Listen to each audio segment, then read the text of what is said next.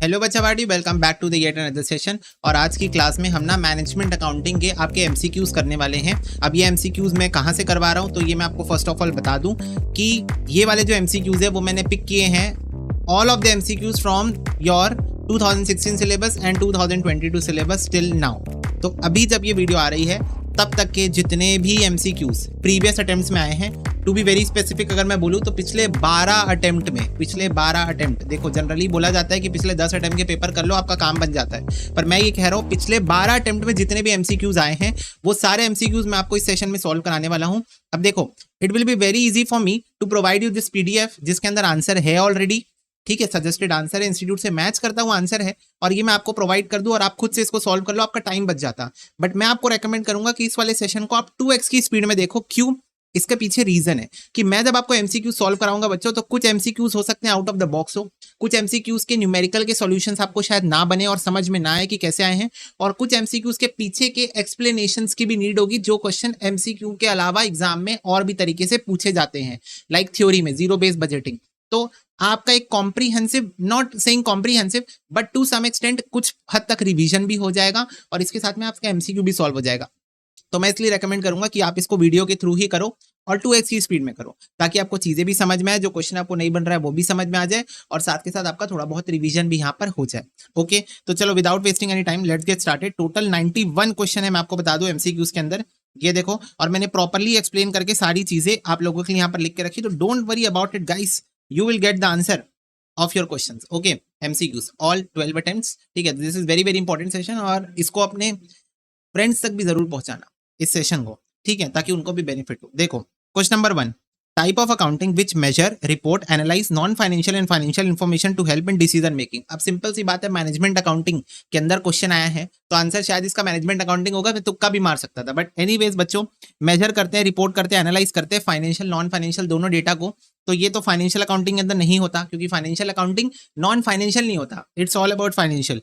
Cost accounting के अंदर नहीं होता, क्योंकि this is again a numerical data, ठीक है, तो वहां पर हम लोग एनालाइज नहीं करते हैं। कॉस्ट अकाउंटिंग के अंदर हम लोग एनालिसिस नहीं करते, एक स्टेप आगे आके मैनेजमेंट अकाउंटिंग में हम एनालिसिस करते हैं। और ग्रीन अकाउंटिंग का मतलब हमको पता नहीं, तो ग्रीन अकाउंटिंग का मतलब हमको पता नहीं, it's something related to nature, पर अगर ग्रीन अकाउंटिंग का मतलब हमको पता नहीं तो हम इसको आंसर टिक कर नहीं सकते। Management accounting is the answer. Which one of the following is not considered as method of transfer pricing. इनमें से कौन सा ट्रांसफर प्राइसिंग का मेथड नहीं है? तो मैंने ट्रांसफर प्राइसिंग आपको रिवाइज कराया है, आपको पता होगा नेगोशिएटेड होता है, मार्केट बेस्ड होता है, opportunity cost based transfer pricing होता है, पर fix cost based transfer pricing कुछ नहीं होता। अपॉर्चुनिटी कॉस्ट मतलब होता है वेरिएबल कॉस्ट, राइट, अब जो डिफरेंशियल कॉस्ट होता है, तो fix cost based transfer pricing कुछ नहीं होता कि आप किसी से फिक्स कॉस्ट बस मांग रहे हो, ऐसा कोई ट्रांसफर प्राइसिंग नहीं होता है। कॉस्ट अकाउंटिंग के अंदर पर्पस ऑफ वेरिएंस एनालिसिस क्या है बच्चों? तो हम वेरिएंस को एनालाइज क्यों करते हैं? ताकि हम समझ सके कि उसके पीछे का रीजन क्या है, हम रेमेडियल मेजर्स ले सके और हम लोग अपनी फ्यूचर परफॉर्मेंस को इंप्रूव कर सके। तो answer is all of the above. Absorption costing को हम लोग और किस नाम से जानते हैं? तो इसको आप बस याद कर लो, टोटल कॉस्टिंग के नाम से जानते हैं, ठीक है। विच of the following is not, बच्चों इसका ध्यान रखना है आपको, नॉट लिखा है यहाँ पर, not correct with regards to margin of safety. तो इनमें से कौन सा एमओएस नहीं है? तो एमओएस का फॉर्मूला होता है प्रॉफिट अपॉन पीवी रेशियो, ये है।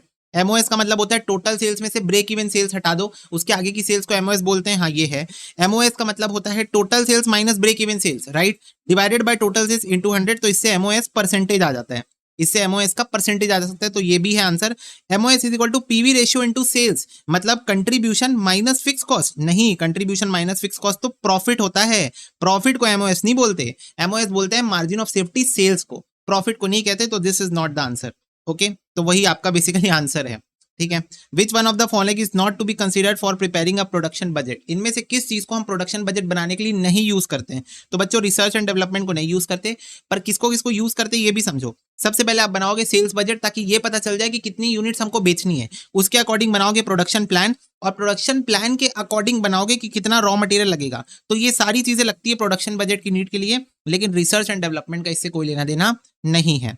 Which statement best describe the role of a management accountant. इनमें से कौन सा स्टेटमेंट मैनेजमेंट अकाउंटेंट के रोल को सबसे बेस्ट डिस्क्राइब करता है? तो मैनेजमेंट अकाउंटेंट फैसिलिटेट करेगा decision making process within an organisation, ये इसका आंसर है। अब बाकी स्टेटमेंट भी पढ़ लो। क्या मैनेजमेंट अकाउंटेंट फाइनेंशियल स्टेटमेंट बनाता है? नहीं बनाता है। क्या मैनेजमेंट अकाउंटेंट प्रिंसिपल डिसीजंस लेता है with in the organisation?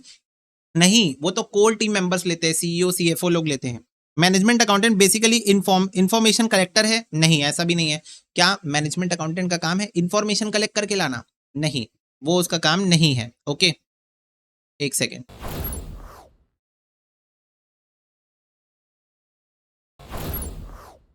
Okay, I think voice में कुछ इश्यू था। Now it will be all right. ठीक है, तो देखो, मैनेजमेंट अकाउंटेंट जो है वो क्या इन्फॉर्मेशन कलेक्ट करता है? नहीं, मैनेजमेंट अकाउंटेंट का काम है डिसीजन मेकिंग करना। In a factory when production is increase within the relevant range, then अब बताओ, एक रेलेवेंट रेंज के अंदर अगर प्रोडक्शन इंक्रीज होती है तो इनमें से क्या होगा? क्या वेरिएबल कॉस्ट वेरी करेगा ऑन पर यूनिट बेसिस? नहीं, वेरिएबल कॉस्ट कभी भी पर यूनिट बेसिस पे चेंज नहीं होता। पर यूनिट बेसिस पे वो 2 रुपए ही रहेगा, वो टोटल में चेंज होगा। अगर 10,000 यूनिट बना रहे हो तो 20,000 रुपए लगेगा, अगर 20,000 यूनिट बना रहे हो तो 40,000 रुपए लगेगा। तो वेरिएबल कॉस्ट कभी भी टोटल में चेंज होता है, पर यूनिट बेसिस पे वो चेंज नहीं होता। ठीक है, variable cost will vary in total, yes we can say. क्या फिक्स कॉस्ट वेरी होगा टोटल में? नहीं। प्रोडक्शन का लेवल चेंज करोगे तो क्या फिक्स कॉस्ट चेंज हो जाएगा क्या टोटल में? नहीं चेंज होगा। Fix cost and variable cost stay the same in total, नहीं, ये भी गलत है, क्योंकि वेरिएबल कॉस्ट टोटल में चेंज होगा। अगर आप प्रोडक्शन का लेवल चेंज करोगे, प्रोडक्शन इज इंक्रीज्ड, अगर आप बढ़ाओगे तो वेरिएबल कॉस्ट भी टोटल में बढ़ेगा, टोटल में वेरिएबल कॉस्ट यहाँ पर बढ़ेगा। उसके बाद है main objective of budgetary control क्या है बच्चों? To define the goal of firm, नहीं, गोल डिफाइन करने का काम बजट्स का नहीं होता। टू कोऑर्डिनेट डिफरेंट डिपार्टमेंट, अलग अलग डिपार्टमेंट को कोऑर्डिनेट करना, जैसे कि सबसे पहले सेल्स बजट बनता है, उसके अकॉर्डिंग प्रोडक्शन बजट बनता है, उसके अकॉर्डिंग परचेज बजट बनता है, उसके अकॉर्डिंग मैन पावर बजट बनता है। तो क्या अलग अलग डिपार्टमेंट को बजट कोऑर्डिनेट करने का काम करता है? हाँ, करता है। To plan to achieve its goals, क्या गोल्स को अचीव करने के लिए बजट बनाया जाता है? नहीं, बजट हम लोग बनाते हैं इस ये करने के लिए कि हम लोग प्लानिंग करके रखें शुरू से कि कितना खर्चा होने वाला है, कितना मटेरियल लगने वाला है, कितना वो लगने वाला है। तो yes, it is ancillary to goal, but it is not exactly related to goals, it is ancillary service. और क्या ऑल ऑफ दिस है? नो। तो आंसर होगा कोऑर्डिनेट डिफरेंट डिपार्टमेंट। हाँ, बोल सकते थे ऑल ऑफ दिस आंसर होगा, पर नहीं होगा ऑल ऑफ दिस आंसर, क्योंकि पहला वाला ही गलत है बच्चों। बजट का काम गोल्स डिफाइन करना नहीं है। Okay, yes. और प्लान टू अचीव इट्स गोल में वो एक एंसिलरी है, मतलब अगर 10 चीजें होती है उसमें से एक चीज बजट है। ठीक है। Method of pricing, when two separate pricing method are used to price transfer of product from one sub unit to another is called. तो बच्चों, वो कौन सा मेथड ऑफ प्राइसिंग है जहां पर दो सेपरेट प्राइसिंग यूज की जाती है, मतलब अलग अलग प्राइसिंग यूज की जाती है। मैंने आपको ट्रांसफर प्राइसिंग में पढ़ाया है कि दो जब अलग अलग टाइप की प्राइस, मतलब जो ट्रांसफरी डिपार्टमेंट है वो कौन सा प्राइस यूज करेगा? जितना उसको मार्केट में मिल रहा है। और जो रिसीव कर रहा है वो वाला जो डिपार्टमेंट है वो कौन सा प्राइस यूज करेगा? जितना वेरिएबल कॉस्ट खर्चा हो रहा होगा डिपार्टमेंट ट्रांसफरिंग डिपार्टमेंट के द्वारा, तो उसको बोलते हैं डुअल प्राइसिंग। क्या बोलते हैं? Dual pricing. और इसी का एक और क्या होता था? Two part transfer pricing, goal congruence को प्रमोट करने के लिए जब कॉन्फ्लिक्ट ऑफ इंटरेस्ट हो जाए। तो इफ यू रिमेंबर, ठीक है। When are overhead variance recorded in standard costing system? बताओ, ओवरहेड वेरिएंसेस कब रिकॉर्ड होते हैं? ओवरहेड वेरिएंसेस कब रिकॉर्ड होते हैं? ओवरहेड तो when the factory overhead is applied to WIP, तो जब फैक्ट्री ओवरहेड सप्लाई होते हैं, क्या क्या वो बात कर रहे हैं गुड्स आर ट्रांसफर्ड? क्या गुड्स ट्रांसफर होने से ओवरहेड वेरिएंस रिकॉर्ड होगा? नहीं। क्या कॉस्ट ऑफ गुड्स सोल्ड से ओवरहेड वेरिएंस रिकॉर्ड होगा? नहीं। क्या डायरेक्ट लेबल के कारण ओवरहेड वेरिएंस आता है? नहीं। ओवरहेड वेरिएंस आता है फैक्ट्री ओवरहेड्स के कारण। तो बस आप ये एक वर्ड पकड़ के चलो कि फैक्ट्री ओवरहेड्स के कारण ही ओवरहेड वेरिएंस आएगा, बाकी सारे तो रिजेक्शन मेथड से ही हट गए। ठीक है। विच of the following factor does not effect learning curve? तो इनमें से कौन सा फैक्टर लर्निंग कर्व को इफेक्ट नहीं करेगा? इंस्टीट्यूट ने बोला था कि इसका आंसर कुछ भी नहीं है इनमें से, ए बी सी डी कोई भी ऑप्शन इसका आंसर नहीं, पर यह आंसर बिल्कुल गलत है। इंस्टीट्यूट ने अपनी ही वर्कबुक में फिर आंसर दिया कि लेबर स्ट्राइक इसका आंसर है, जो कि सही आंसर है। लेबर स्ट्राइक जो है वो लर्निंग कर्व को इफेक्ट नहीं करेगा। क्यों? देखो, learning curve refers to the graphical representation of relationship between learning और एक्सपीरियंस और एफिशिएंसी, प्रोडक्टिविटी और टाइम। तो लर्निंग कर्व का मतलब क्या होता है कि कैसे लेबर समय के साथ जैसे जैसे प्रोडक्शन करते जाता है वो एक्सपर्टीज गेन करता है, और जैसे जैसे वो एक्सपर्टीज गेन करता है उसको पहले जितना टाइम लग रहा था अब उससे कम टाइम लगता है प्रोडक्शन करने में। मतलब जैसे जैसे यूनिट्स डबल होते जाती है उसकी प्रोडक्टिविटी बढ़ती है और उसको कम टाइम लगता है प्रोडक्शन करने में। तो factor such as method of production, shutdown और एफिशिएंसी रेट जो है वो डायरेक्टली इंपैक्ट करता है लर्निंग कर्व को, because they affect the rate at which employee gain experience or expertise. However, a labor strike, a temporary work stoppage by employee, which doesn't directly influence the learning process but rather halts it altogether. ठीक है, तो वो learning process को effect नहीं करता, वो रोक देता है। आपसे क्वेश्चन क्या पूछा है? इनमें से कौन सा फैक्टर जो है वो इफेक्ट करता है लर्निंग कर्व को? लेबर स्ट्राइक इफेक्ट नहीं करता, लेबर स्ट्राइक तो रोक देता है लर्निंग कर्व को। तो आपसे ये नहीं पूछा कि इनमें से कौन सा फैक्टर लर्निंग कर्व को रोक देगा, वो पूछा इनमें से कौन से फैक्टर्स लर्निंग कर्व को इफेक्ट करते हैं। इफेक्ट करने का मतलब उनकी स्पीड को कम ज्यादा करते हैं, लर्निंग की स्पीड को कम ज्यादा कर सकते हैं, कंट्रोल कर सकते हैं। इनमें से कौन से फैक्टर? तो मेथड ऑफ प्रोडक्शन आप कौन सा लगा रहे हो? कर सकता है इन्फ्लुएंस। लेबर जो जो आप शट डाउन कर रहे हो, शट डाउन हो रहा है, उसके कारण इफेक्ट हो सकता है, आपकी स्पीड स्लो हो जाएगी। एफिशिएंसी रेट, लेबर कितने एफिशिएंटली काम कर रहे हैं, तो ये सब चीजें, इसका आंसर है लेबर स्ट्राइक। ये आपको ध्यान में रखना है। हालांकि इंस्टीट्यूट ने सजेस्टेड आंसर में बोला था कि इनमें से कोई भी इसका आंसर नहीं है, पर इसका आंसर लेबर स्ट्राइक होगा। डिसीजन मेकिंग कंसर्न विद, बताओ डिसीजन मेकिंग किस चीज के लिए करते हैं? जो चीज बीत गई उसके लिए करते हैं कि आगे जो आने वाला है उसके लिए करते हैं? आगे जो आने वाला है उसके लिए करते हैं, तो decision making concern with future. Okay, yes भैया। फिर a large margin of safety indicate, तो बताओ अगर आपके पास बहुत सारा मार्जिन ऑफ सेफ्टी है, मार्जिन ऑफ सेफ्टी है, बहुत ज्यादा है, तो ये क्या शो करना है? साउंडनेस ऑफ बिजनेस, मतलब आप आपका सेल्स जबरदस्त है बच्चों। मार्जिन ऑफ सेफ्टी मतलब जबरदस्त सेल्स, जबरदस्त प्रॉफिट। तो एक लार्ज मार्जिन ऑफ सेफ्टी का मतलब आपकी बिजनेस जो है वो जबरदस्त चल रही है। साउंडनेस ऑफ अ बिजनेस, क्या इसको ओवर प्रोडक्शन से रिलेट करोगे? नहीं। क्या ये ओवर कैपिटलाइजेशन है? नहीं। क्या ये नन ऑफ दीज है? नहीं। आपका बिजनेस जोरदार है। मार्जिन ऑफ सेफ्टी देखो यहाँ पर लिखा हुआ है, एक large margin of safety indicate करता है that a business has significant buffer between its actual और एक्सपेक्टेड सेल्स, मतलब आपकी सेल्स बहुत ज्यादा चल रही है and its break even point, और ब्रेक इवन पॉइंट से तो कहीं ऊपर चल रही है।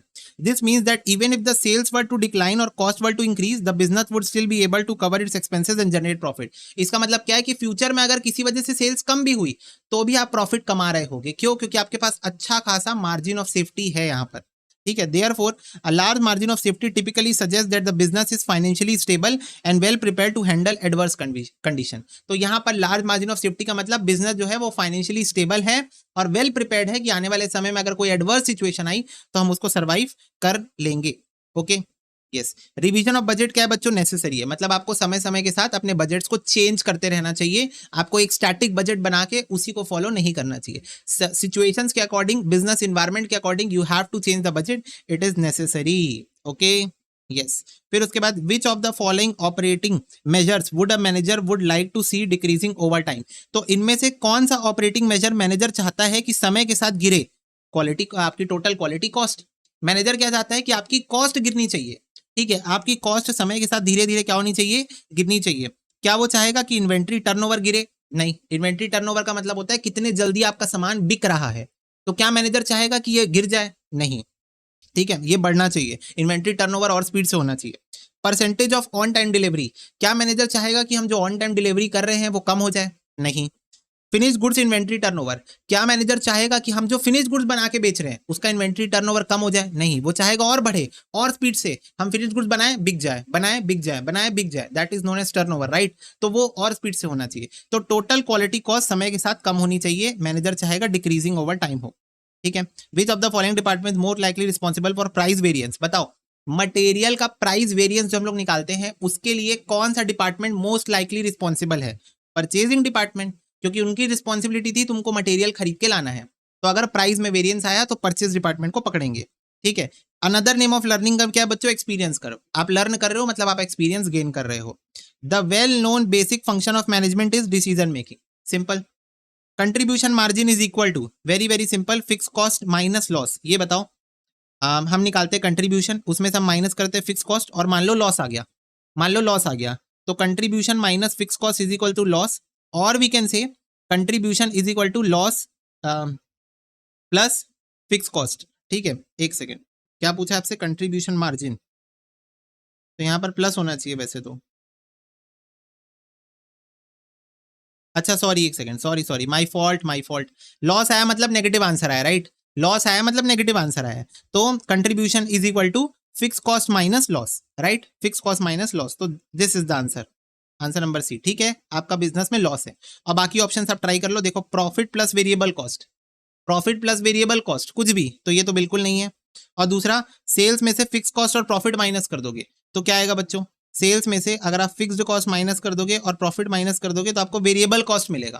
क्या मिलेगा? वेरिएबल कॉस्ट, क्योंकि sales minus fix cost minus variable cost होता है profit.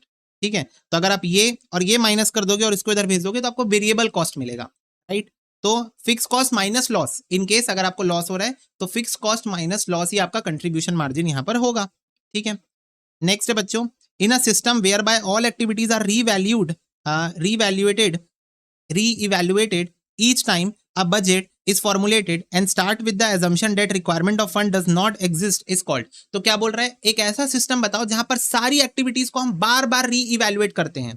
Each time a budget is formulated, तो जब जब हम बजट बनाते हैं बार बार हम री इवेल्युएट करते हैं, ठीक है, बार बार, और स्टार्ट करते हैं ये सोच के कि हमारी रिक्वायरमेंट ऑफ फंड जो है वो एग्जिस्ट नहीं करती, ये सोच के हम स्टार्ट करते हैं। उसको हम क्या बोलते हैं, जीरो बेस्ड बजटिंग बोलते हैं, जहां पर हमारा बेसिस क्या होता है, जीरो होता है, जीरो बेसिस होता है, उसको बोलते हैं जीरो बेस्ड बजटिंग।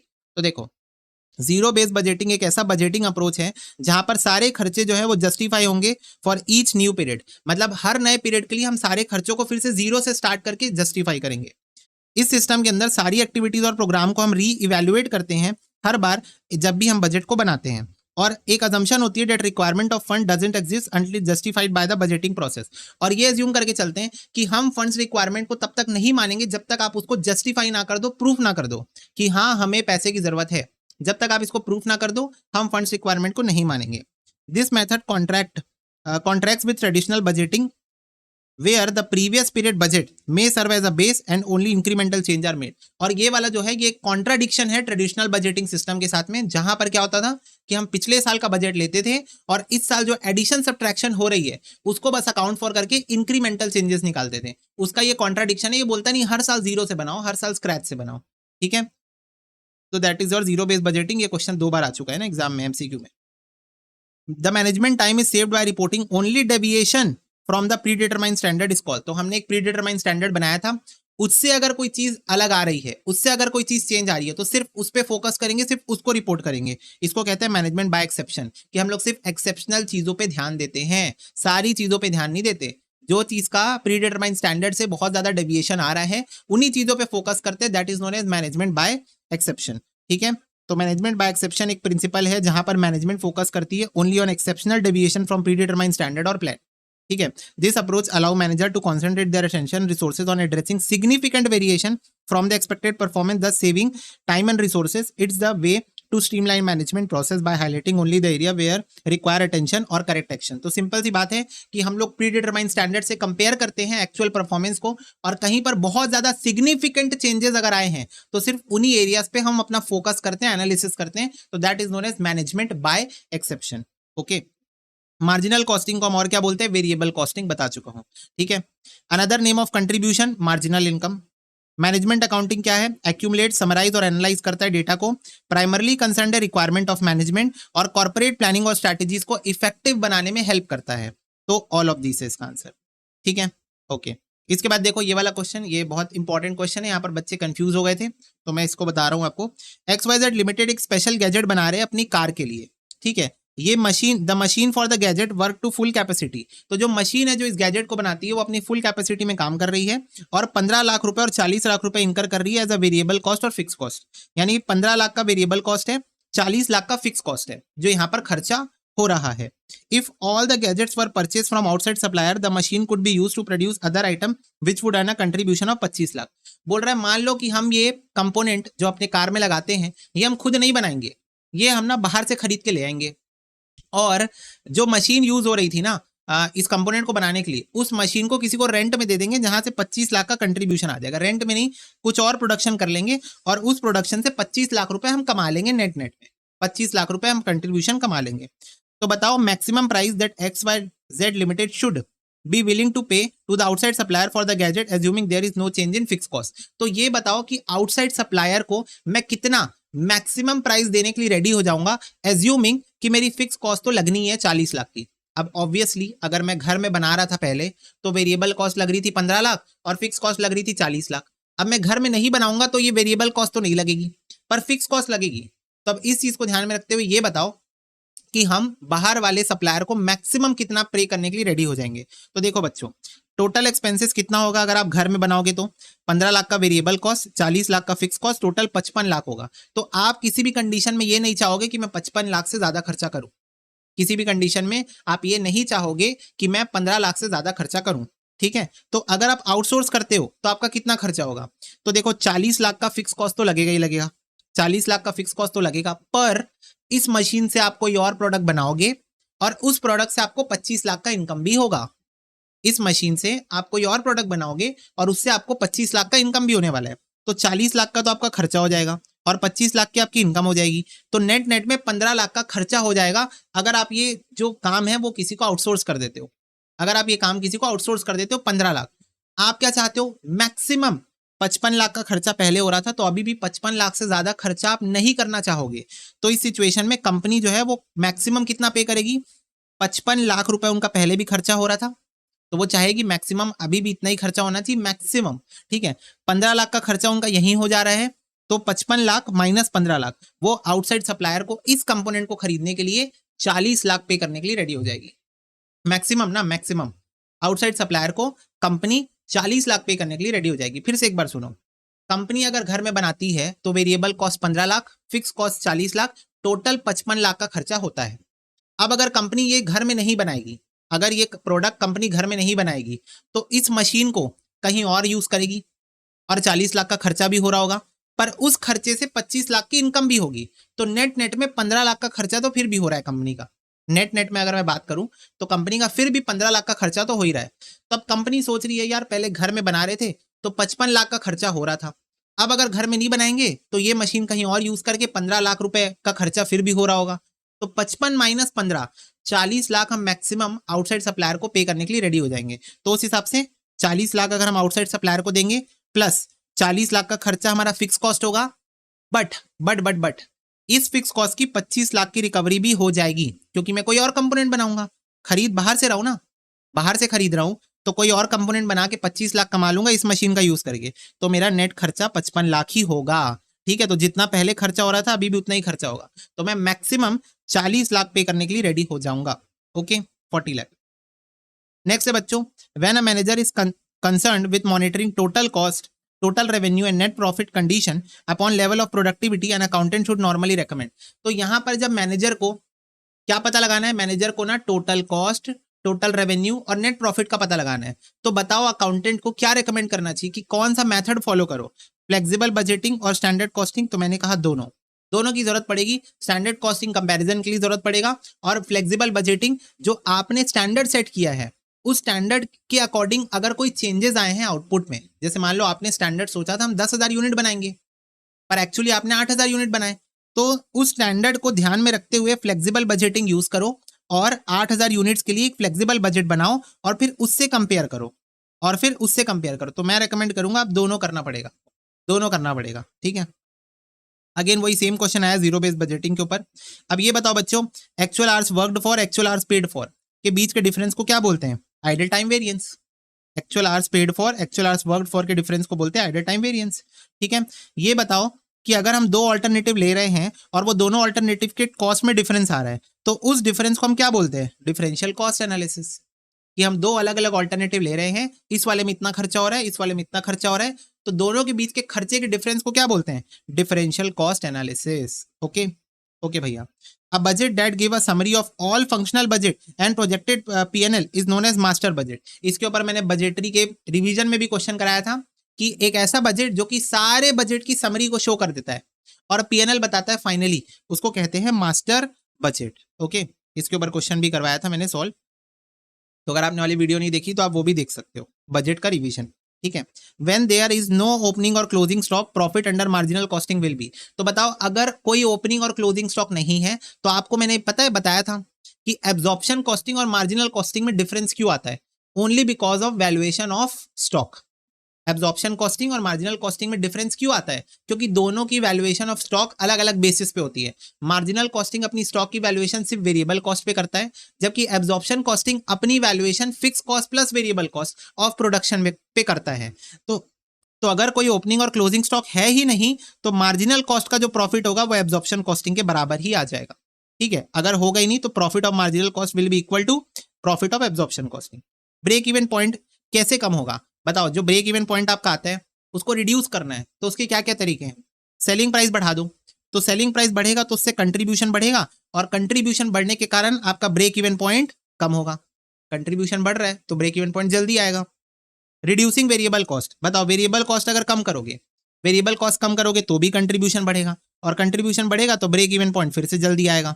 ठीक है, फिक्स कॉस्ट कम करोगे, अगर फिक्स कॉस्ट ही कम कर दोगे तब तो फिर ब्रेक इवन पॉइंट जल्दी आएगा ना, क्योंकि ब्रेक इवन पॉइंट का मतलब ही होता है फिक्स कॉस्ट को रिकवर करना। तो अगर फिक्स कॉस्ट को ही कम कर दोगे तो ब्रेक इवन पॉइंट जल्दी आएगा। तो आंसर है all of the above.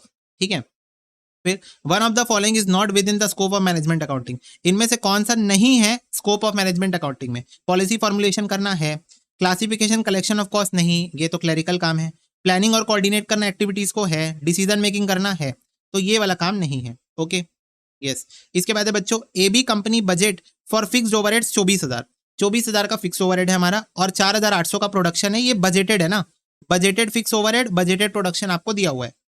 Actual production 4,200 unit का हुआ। अगर फिक्स ओवरहेड्स इनकर हुआ है 22,000 का, तो फिक्स ओवरहेड वॉल्यूम वेरिएंस बताओ। अब याद करो, फिक्स ओवरहेड वॉल्यूम वेरिएंस का फॉर्मूला होता है standard rate per unit into actual unit minus budgeted fix overhead, right. तो सबसे पहले स्टैंडर्ड रेट पर यूनिट निकालोगे, 24,000 budgeted fix overhead divided by budgeted units, तो ये आ जाएगा स्टैंडर्ड रेट पर यूनिट।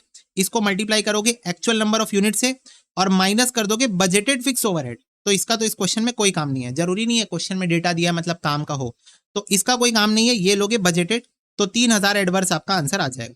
ठीक है, 3,000 adverse is your answer. Okay, इनमें से कौन सा ट्रांसफर प्राइसिंग नहीं है? Repeated question. तो देख रहे हो पीवाईक्यू अभी हम लोग कर रहे हैं, मात्र 36 क्वेश्चन हम किए और 2 क्वेश्चन रिपीट हो चुके हैं एग्जाम में। अभी तक हमने 36 क्वेश्चन किए, उसमें से 4 मार्क्स के क्वेश्चन तो रिपीट हो चुके हैं, 2 क्वेश्चन, मतलब समझ रहे हो, 4 मार्क्स के क्वेश्चन तो रिपीट हो चुके हैं।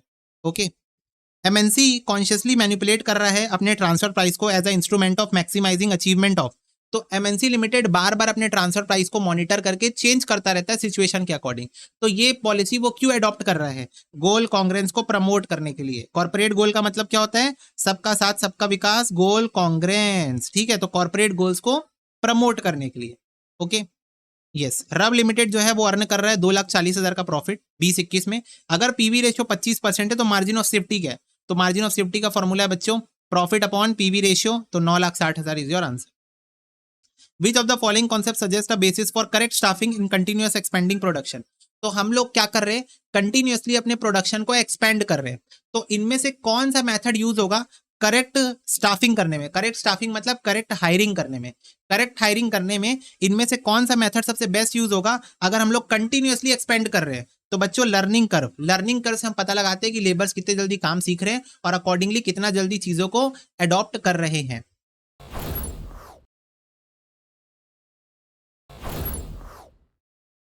ओके बच्चों देखो, यहां पर मैंने लिखा है कि the learning curve illustrate the relationship between cumulative production and the average labour hour required per unit. As production volume increases, employ tends to become more efficient due to learning and experience, resulting in reduced labour hours per unit.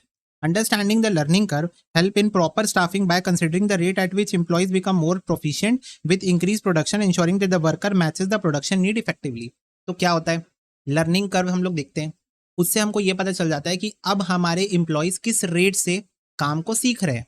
तो आने वाले समय में यही employ अभी 1 घंटे में 10 unit बना रहा है, आने वाले समय में अगर यही एम्प्लॉय 1 घंटे में 6 यूनिट 10 यूनिट से ज्यादा यूनिट बना लेगा, 15 यूनिट बना लेगा, 20 यूनिट बना लेगा, तो उसके अकॉर्डिंग मैं कैलकुलेशन करूंगा कि आने वाले समय में अब मेरे को कितने और एम्प्लॉयज की जरूरत पड़ेगी अगर मैं धीरे धीरे एक्सपेंड कर रहा हूं अपने बिजनेस को।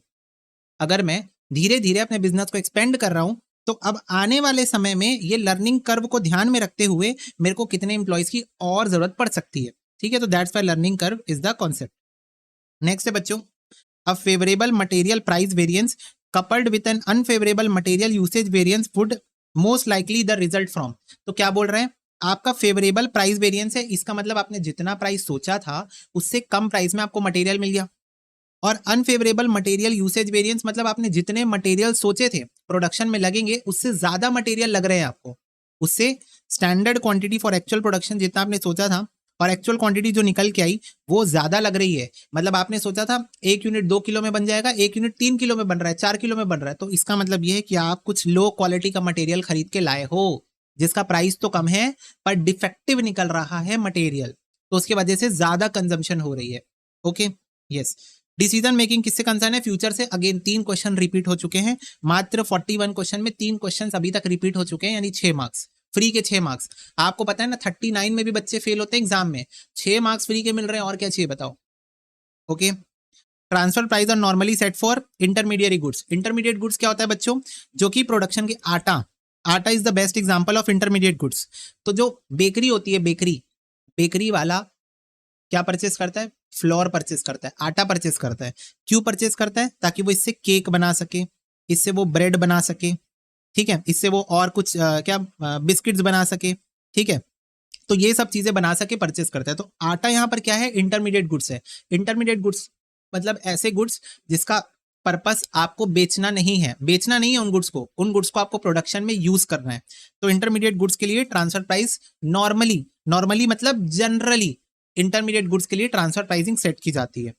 Okay, the chart shows relationship between profit और सेल्स। तो प्रॉफिट और सेल्स के बीच में जो रिलेशनशिप शो करता है उसको क्या बोलते हैं? Profit volume chart. ये मैंने आपको पढ़ाया था रिवीजन में। Okay, in a factory marginal costing के रिवीजन में, एक फैक्ट्री के अंदर जिम लिमिटेड जो है वो ऑपरेट कर रही है स्टैंडर्ड कॉस्टिंग सिस्टम, जहां पर 2000 kilo of material at the rate 12 रुपए पर केजी यूज हो रहा है प्रोडक्ट के लिए, resulting in material cost variance of 3000 favourable. तो standard material cost for actual production क्या होगी? Standard material cost for actual production क्या होगी आपसे पूछ रहा है। तो बच्चों आपको क्या देके रखा है? मटेरियल कॉस्ट वेरिएंस देके रखा है, तो इसी को यूज करके निकलेगा। मटेरियल कॉस्ट वेरिएंस का मतलब क्या है? Standard quantity into standard rate minus actual quantity into actual rate. Standard quantity for actual production है ये। ओके, अगेन जिन्होंने स्टैंडर्ड कॉस्टिंग का लेक्चर नहीं देखा है देख लो जाके, मजा आ जाएगा। अब देखो, मटेरियल कॉस्ट वेरिएंस 3000 फेवरेबल है तो मैंने यहां लिख दिया। Standard quantity into standard rate का मतलब क्या हुआ? इसका मतलब हुआ standard cost of actual production, है ना। इसका मतलब क्या होता है? Standard quantity for actual production. अगर आप इसको स्टैंडर्ड रेट से मल्टीप्लाई कर दो तो क्या निकलेगा? स्टैंडर्ड कॉस्ट निकल जाएगी एक्चुअल प्रोडक्शन के लिए कितनी है, minus actual quantity into actual rate. तो एक्चुअल क्वांटिटी 2000, एक्चुअल रेट 12। तो इसी का मतलब बच्चों standard quantity into standard rate का मतलब ही होता है standard cost for actual production. तो यही तो आपको निकालना है। ये इधर आके इससे प्लस हो जाएगा, 27000 आंसर। डन। चलो बताओ, इनमें से कौन सा प्रोडक्शन बजट में यूज नहीं होगा? Research and development. 4 question repeat हो चुके हैं, 45 में से 4 क्वेश्चन रिपीट, मतलब 8 मार्क्स मिल चुके हैं। फ्री के 8 मार्क्स मिल चुके हैं अभी तक 45 क्वेश्चंस में। Okay, which of the following accounting records both qualitative quantitative. एक और क्वेश्चन रिपीट हुआ, 5 क्वेश्चन रिपीट, 10 मार्क्स मिल चुके हैं। मैनेजमेंट अकाउंटिंग कहां से डेटा कलेक्ट करता है? इंटरनल से भी कलेक्ट करता है, एक्सटर्नल से भी कलेक्ट करता है। इंटरनल से भी कलेक्ट करता है, एक्सटर्नल से भी कलेक्ट करता है। ओके, एक प्रोडक्ट मिक्स डिसीजन में which is the most important factor to consider in order to try to maximise profit. तो बोल रहा है प्रोडक्ट मिक्स डिसीजन में, प्रोडक्ट मिक्स क्या है? की फैक्टर लेबर आर नहीं है हमारे पास, मटेरियल नहीं है, कम है, तो कौन से प्रोडक्ट को कितना बनाए? तो contribution per unit of scarce resources, contribution per hour अगर लेबर आर्स कम है तो, कंट्रीब्यूशन पर यूनिट अगर मटेरियल कांस्टेंट है तो, राइट। तो use to make the payment, ठीक है। तो contribution per unit of square resources, जो भी आपके पास स्केयर में है ना उसके बेसिस पे निकाल लो, पर आर पर यूनिट, ठीक है। तो वो यूज होता है प्रोडक्ट मिक्स डिसीजन निकालने के लिए, की factor analysis. Okay, yes. X limited provide कर रहा है with the following information. 60% level पे आपका ओवरहेड्स इतना था, 80% लेवल पे आपका ओवरहेड्स इतना है। अगर आपके कंपनी की प्रोडक्शन कैपेसिटी 50% में 60,000 यूनिट्स की है तो वेरिएबल ओवरहेड्स बताओ ना पर यूनिट। तो बच्चों याद है ये एक सेमी वेरिएबल ओवरहेड है, पहले आप इसको ध्यान से देखो, ये एक सेमी वेरिएबल ओवरहेड है। भैया आपको कैसे पता? क्या बच्चों ये फिक्स्ड ओवरहेड है? नहीं, अगर फिक्स्ड ओवरहेड होता तो टोटल में कभी चेंज नहीं होता। एक काम करो, चेक करो क्या ये प्रोपोर्शनेटली चेंज हो रहा है? 9,20,000 डिवाइडेड बाय 60 इंटू 80, अगर ये प्रोपोर्शनेटली चेंज होता तो आंसर 12,26,000 समथिंग आता। यहाँ तो कुछ और आ रहा है, तो ये तो प्रोपोर्शनेटली भी चेंज नहीं हो रहा है। तो ना ये प्रोपोर्शनेटली चेंज हो रहा है, ना ये टोटल में सेम है, तो ना ये वेरिएबल कॉस्ट है ना ये फिक्स कॉस्ट है, ये है सेमी वेरिएबल कॉस्ट। और इसमें हम लोग वेरिएबल कॉस्ट कैसे निकालते हैं? Change in cost upon change in units. अब यूनिट्स कैसे पता लगाए बच्चों? वेरी सिंपल बच्चों, अगर 60,000 यूनिट्स है, 50% कैपेसिटी यानी कि 1,20,000 यूनिट्स है आपकी 100% कैपेसिटी, तो 1,20,000 यूनिट्स में मल्टीप्लाई कर दो 60% और 80%, तो आपको यूनिट्स मिल जाएगा। फिर आपको क्या करना है? Change in cost upon change in unit, you will get variable cost. ये देखो 60,000 डिवाइडेड बाय 50%, 1,20,000, 60% कैपेसिटी में 72,000 यूनिट हो गया, 80% कैपेसिटी में 96,000 यूनिट हो गया। तो वेरिएबल कॉस्ट पर यूनिट आ जाएगा change in cost upon change in unit 10 रुपए per unit. Done done done, 10 रुपए पर यूनिट। ओके, इसके बाद ए लिमिटेड आपको प्रोवाइड कर रहा है with the following information. Opening stock दी है और बजटेड क्लोजिंग स्टॉक बताई है, क्योंकि मंथ के स्टार्टिंग में हम क्लोजिंग स्टॉक एग्जैक्टली नहीं बता सकते ना, तो बजटेड बता के रखा है। WIP का भी और फिनिश गुड्स का भी। WIP के ओपनिंग स्टॉक में फंडा ये है कि मटेरियल सप्लाई तो हो गया है, बट 40% ही कन्वर्ट हुआ है। ये WIP जो है वो 40% कंप्लीट हुआ है, तो इसको हम बोलते हैं डिग्री ऑफ कंप्लीशन 40%। यहां पर 1000 किलो होना चाहिए हमारा WIP का क्लोजिंग स्टॉक, बट अगेन यहां पर 80% है डिग्री ऑफ कंप्लीशन, 80% है, राइट। और ये फिनिश गुड्स का ओपनिंग और क्लोजिंग दिया हुआ है। आपको कह रहा है क्वेश्चन कि आपकी बजटेड सेल्स होने वाली है 47 लाख रुपीस की, और हर यूनिट आप 500 में बेचोगे, हर यूनिट आप 500 में बेचोगे। तो ये बताओ कि बजटेड लेबर आवर्स कितने लगेंगे फॉर प्रोडक्शन, अगर एक लेबर आवर एक यूनिट के लिए लगता है तो। मतलब हर यूनिट को बनाने में अगर 1 घंटा लगता है, हर यूनिट को बनाने में अगर 1 घंटा लगता है, तो बताओ कितने बजटेड लेबर आवर्स यहाँ पर रिक्वायर्ड है। ओके, तो चलो देखो, सबसे पहले आप निकालोगे इक्विवेलेंट WIP ओपनिंग यूनिट्स, क्योंकि बच्चों ओपनिंग यूनिट्स तो 500 की है WIP की, बट उसका डिग्री ऑफ कंप्लीशन मात्र 40% है। तो मैंने पूछा आपसे कि ये बताओ कि जो WIP के 500 यूनिट है ये कितनी फिनिश गुड्स के बराबर है। ये जो WIP यूनिट्स है 500, वो कितनी फिनिश गुड्स के बराबर है। तो आपने कहा भैया 500 का 40% निकाल लो, 200 फिनिश गुड्स के बराबर है। Very very good. फिर मैंने आपसे पूछा कि अगेन क्लोजिंग स्टॉक 1000 है, 1000 WIP का क्लोजिंग स्टॉक 1000 है, बट 80% ही कंप्लीट हुआ है। तो 1000 इंटू 80% ये 800 फिनिश गुड्स के बराबर है, 800 फिनिश गुड्स के बराबर है। अब सारे बच्चों को पता है प्रोडक्शन कैसे निकालते हैं। प्रोडक्शन कैसे निकालते हैं, कितना सेल करना है प्लस कितना क्लोजिंग स्टॉक करना है, माइनस हमारे पास ऑलरेडी कितना ओपनिंग स्टॉक में पड़ा है, कितनी यूनिट्स हमको बेचनी है, प्लस कितना क्लोजिंग स्टॉक चाहिए, माइनस ऑलरेडी कितना रखा है हमारे पास। जितना कम पड़ रहा है उतना प्रोड्यूस कर लेंगे, उतना प्रोड्यूस कर लेंगे। एग्जैक्टली भैया। तो ये बताओ कितना सेल करना है, 47 lakh divided by 500, 47 lakh divided by 500, कितने यूनिट्स बेचने का मन कर रहा है, 9400 यूनिट्स बेचना है, प्लस 1000 किलो का FG का क्लोजिंग स्टॉक चाहिए, 1000 किलो का फिनिश गुड्स का क्लोजिंग स्टॉक चाहिए, प्लस 800 यूनिट्स का WIP चाहिए तो 1000 का था। हेलो एवरीवन, चाहिए तो 1000 किलो का था, पर अगर आप उसको फिनिश गुड्स में कन्वर्ट करो तो 80% ऑफ 1000 800 का WIP का क्लोजिंग स्टॉक चाहिए, माइनस 2000 का ओपनिंग स्टॉक ऑफ FG पहले से है मेरे पास, 2000 का ओपनिंग स्टॉक ऑफ FG पहले से है, और ओपनिंग स्टॉक ऑफ WIP भी है, पर वो तो 500 है ना भैया। लेकिन मैं कह रहा हूं सारी चीजों को फिनिश गुड्स के बेसिस पे लाओ, इन सारी चीजों को FG के बेसिस पे कैलकुलेट करो। तो FG के बेसिस पे बात करूं तो 500 का 40% यानी 200 यूनिट्स ऑफ FG के बराबर है वो, तो -200 का हमारे पास ओपनिंग स्टॉक ऑफ WIP है, जो कि 200 फिनिश गुड्स के बराबर है। तो 9000 यूनिट्स आपको क्या करने पड़ेंगे, प्रोड्यूस करने पड़ेंगे। हर यूनिट को बनाने में 1 घंटा लगता है, तो 9000 घंटे आपको चाहिए है, 9000 घंटे आपको चाहिए। तो अगेन बच्चों इस क्वेश्चन में क्या कॉन्सेप्ट था कि जो आपका ओपनिंग WIP और क्लोजिंग WIP है उसको आप फिनिश गुड्स के बेसिस पे कन्वर्ट कर लो, DOC को यूज करके, डिग्री ऑफ कंप्लीशन को यूज करके। जो ओपनिंग और क्लोजिंग WIP है ना, उसको फिनिश गुड्स के बेसिस पे कन्वर्ट कर लो और फिर कैलकुलेशन करो, ताकि सारी चीजें FG के बेसिस पे हो। ये भी फिनिश गुड्स है, ये भी फिनिश गुड्स है, ये भी फिनिश गुड्स के बराबर है, ये भी फिनिश गुड्स है, और ये भी फिनिश गुड्स के बराबर है। तो सारी चीजें जब फिनिश गुड्स के बेसिस पे है तो आंसर भी फिनिश गुड्स ही आएगा, 9000 यूनिट। ओके, यस भैया, ठीक है। चलो नेक्स्ट बच्चों, एफिशिएंसी रेशियो बताना है अगर कैपेसिटी और एक्टिविटी रेशियो इतना इतना है। तो मैंने आपको बताया था कब, बजट के रिवीजन में, कि activity ratio is equal to होता है efficiency ratio into capacity ratio. तो एफिशिएंसी इज इक्वल टू हो जाएगा A/C। ए कितना है बच्चों, 93.10, और C कितना है 98। तो इसको आप डिवाइड कर लो, 95% इज योर आंसर। इसके बाद बच्चों आपसे क्वेश्चन कह रहा है कि जब आप एक्चुअल क्वांटिटी को रिवाइज्ड स्टैंडर्ड क्वांटिटी से कंपेयर करते हो तो कौन सा वेरिएंस आता है बताना। भैया सोचने दो। एक्चुअल को रिवाइज्ड मतलब एक्चुअल को स्टैंडर्ड रेशियो में कंपेयर करते हैं, भैया मिक्सिंग मिक्सिंग, हाँ मिक्सिंग। और जब स्टैंडर्ड को रिवाइज से कंपेयर करते हैं तो ईल्ड, ईल्ड का। तो यहाँ पर कौन सा वेरिएंस आएगा? मिक्स वेरिएंस आएगा। Very very good.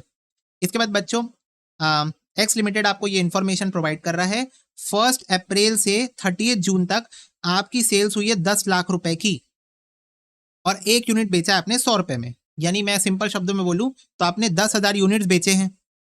10,000 यूनिट्स बेचे हैं कब? 3 महीने में। 3 महीने में, अप्रैल से जून में।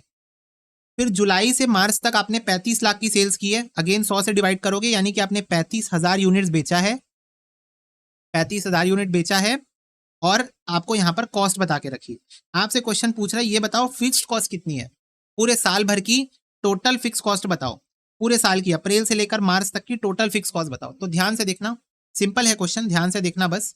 आपको पता है टोटल कॉस्ट का मतलब होता है variable cost plus fix cost. हाँ भैया, हमें पता है।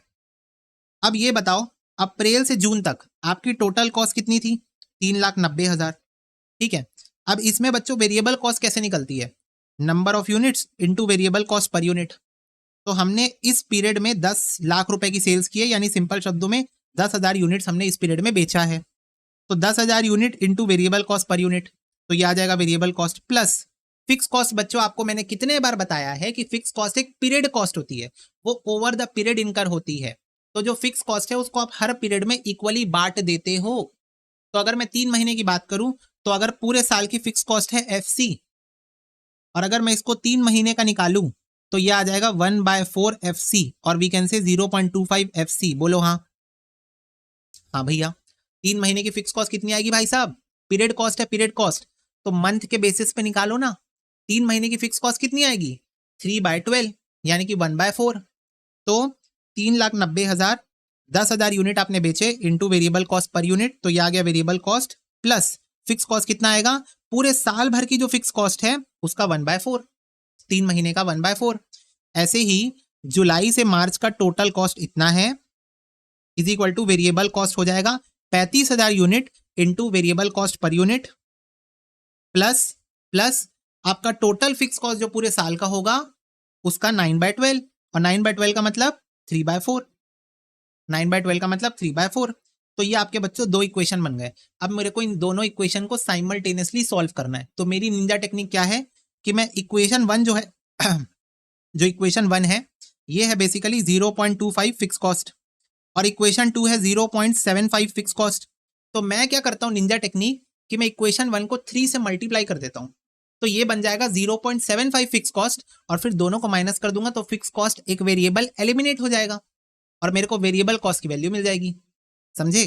तो मैं क्या करूंगा, मल्टीप्लाई करूंगा इक्वेशन 1 को 3 से, ताकि मुझे मिले 3,90,000 into 3 11,70,000, 10,000 into 3 30,000 into variable cost obviously ये जो है, प्लस 0.75, ये क्या है 0.25 है, तो इंटू 3 करोगे तो ये आ जाएगा 0.75 फिक्स कॉस्ट।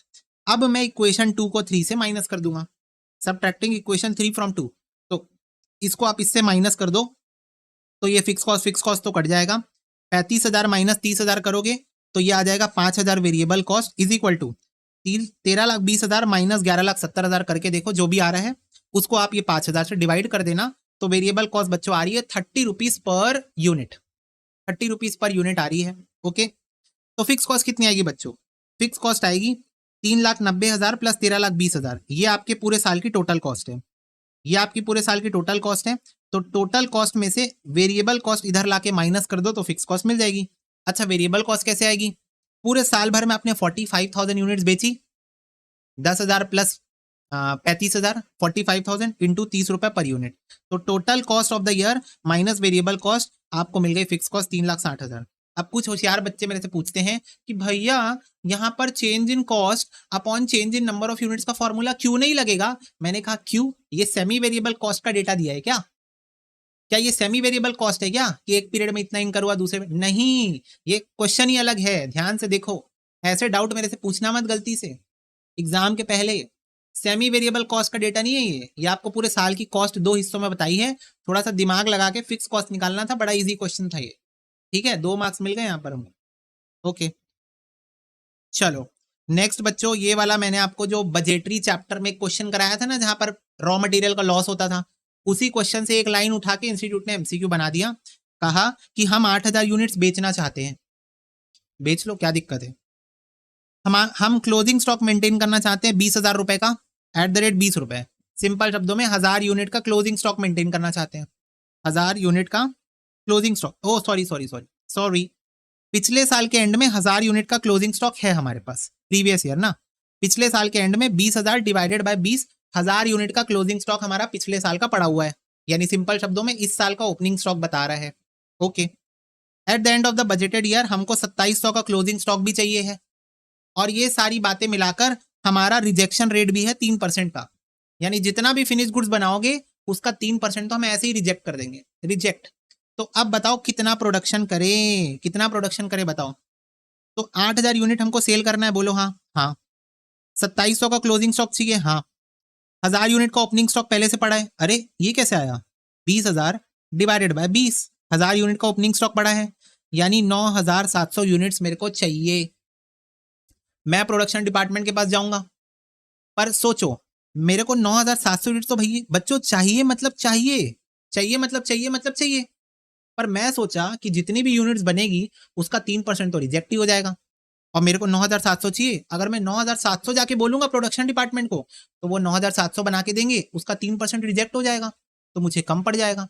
तो मैंने क्या किया, 9700 इसको मैंने मान लिया कि ये आफ्टर रिजेक्शन होना चाहिए, ये 9700 आफ्टर रिजेक्शन होना चाहिए। तो 100 माइनस 3%, 97% ये होना चाहिए। तो 9700 अगर 97% है तो 100% कितना, 10,000 यूनिट। यानी मैं प्रोडक्शन डिपार्टमेंट को जाके बोलूंगा कि 10,000 यूनिट बनाओ, जिसका 3% रिजेक्ट करके वो मेरे को 9700 यूनिट्स सप्लाई कर देंगे। Done sorry, done. Okay, yes भैया। चलो बच्चों, नेक्स्ट क्वेश्चन 2 मार्क्स में डिजर्व नहीं करता था ना एग्जाम में, मैं फ्रैंकली बता रहा हूँ, ये हद मचा दी इंस्टीट्यूट ने जो इसको एमसीक्यू में दिया। ये क्वेश्चन 2 मार्क्स में नहीं आना चाहिए था। हमने ऐसा सेम क्वेश्चन स्टैंडर्ड कॉस्टिंग में किया था, जो कि बहुत खतरनाक क्वेश्चन था, उसी से 3 लाइन उठा के इंस्टीट्यूट ने एमसीक्यू बना दिया। This is very wrong, but ठीक है, एक आध क्वेश्चन टफ आएंगे तो हम चलता है, उतना तो हम मार्जिन लेके चलते हैं ना। 30 मार्क्स में हमको 25 मार्क्स 26 मार्क्स लाने हैं एमसीक्यू में। ओके, पर ये क्वेश्चन 2 मार्क्स के लिए बिल्कुल डिजर्विंग नहीं है। चलो देखो, फिर भी बच्चों आपको एवरेज बता रहा है किस चीज का, एक्चुअल प्राइस पर केजी ऑफ मटेरियल और स्टैंडर्ड प्राइस पर केजी का 22.5, ठीक है। आपको डिफरेंस बता रहा है स्टैंडर्ड क्वांटिटी ऑफ मटेरियल और एक्चुअल क्वांटिटी ऑफ मटेरियल का 16 kilo. Standard quantity of material और एक्चुअल क्वांटिटी ऑफ मटेरियल के बीच में डिफरेंस कितना है, 16 किलो। एवरेज क्या है स्टैंडर्ड और एक्चुअल क्वांटिटी का, 52 किलो। मटेरियल कॉस्ट वेरिएंस है 100 रुपए का फेवरेबल, आपसे बोल रहा है मटेरियल यूसेज वेरिएंस बताओ। ठीक है, चलो देखो, सबसे पहले आपसे क्वेश्चन ने कहा कि स्टैंडर्ड और एक्चुअल क्वांटिटी के बीच में 16 का डिफरेंस है, तो क्या मैं बोल सकता हूं standard is equal to 16 plus actual? हाँ भैया बोल सकते हो, ठीक है। फिर क्वेश्चन ने कहा स्टैंडर्ड और एक्चुअल का जो एवरेज है वो 52 है, तो क्या मैं कह सकता हूं standard plus actual is equal to 104? इसको इधर लाके मल्टीप्लाई कर दिया। हाँ भैया बोल सकते हो। अब देखो, यहां पर स्टैंडर्ड के जगह मैं इसकी वैल्यू पुट कर रहा हूं, यहां पर स्टैंडर्ड, इस इक्वेशन में स्टैंडर्ड की जगह मैं यहां ये पुट कर रहा हूं, तो ये हो जाएगा 16 plus actual is equal to 104। इसको आप सॉल्व करोगे तो ये इधर 16 आके माइनस हो जाएगा, और ये दोनों हो जाएगा 2 एक्चुअल, और फिर एक्चुअल इज इक्वल टू हो जाएगा 104 माइनस 16 डिवाइडेड बाय 2, तो इससे आ जाएगा 44 किलो। तो एक्चुअल क्वांटिटी 44 किलो आपको मिल गई। इस 44 किलो को आप यहां पर पुट कर दो, या फिर आप यहां पर पुट कर दो, सीधा सीधा यहां पर पुट कर दो, तो 44 प्लस 16 आपको मिल जाएगा 60 का स्टैंडर्ड क्वांटिटी। तो हमें स्टैंडर्ड क्वांटिटी भी मिल चुकी है, एक्चुअल क्वांटिटी भी मिल चुकी है। आपसे क्वेश्चन ने कहा एक्चुअल प्राइस और स्टैंडर्ड प्राइस का एवरेज है 22.5, तो क्या मैं बोल सकता हूं actual price is equal to 22.5 into 2, ये इधर जाके मल्टीप्लाई हो जाएगा, माइनस स्टैंडर्ड, ये इधर आके माइनस हो जाएगा, बोल सकते हो। तो basically actual price is equal to हो जाएगा 45 माइनस स्टैंडर्ड। अब देखना, मटेरियल कॉस्ट वेरिएंस हमको क्वेश्चन ने बता के रखा है 100। मटेरियल कॉस्ट वेरिएंस का मतलब standard quantity into standard rate, standard quantity हमने निकाल लिया है, माइनस एक्चुअल क्वांटिटी हमने निकाल लिया है, इनटू एक्चुअल रेट, और एक्चुअल रेट की जगह मैं क्या लिख रहा हूं, ये लिख रहा हूं 45 माइनस स्टैंडर्ड। 45 minus standard. अच्छा ये मैं कर क्यों रहा हूँ? ताकि मेरे को स्टैंडर्ड प्राइस पता चल जाए, क्योंकि मटेरियल यूसेज वेरिएंस में स्टैंडर्ड प्राइस ही चाहिए होता है। Standard quantity minus actual quantity into standard price, इसलिए मैं ऐसे कर रहा हूँ। ठीक है, तो इसको अगर आप सॉल्व करोगे बच्चों, इसको आप सॉल्व करके देखो तो स्टैंडर्ड रेट आ जाएगा आपका 20। स्टैंडर्ड रेट कितना आ जाएगा? 20। तो मटेरियल यूसेज वेरिएंस हमको निकालने बोला था, तो standard quantity minus actual quantity into standard rate. तो standard quantity minus actual quantity है आपका 16, right. Standard quantity minus actual quantity आपका 16, तो 16 इंटू स्टैंडर्ड रेट, तो 320 favourable is your answer. Okay, तो वैसे तो क्वेश्चन इजी है पर 2 मार्क्स के लिए डिजर्विंग नहीं है। क्वेश्चन इजी है पर 2 मार्क्स के लायक नहीं है।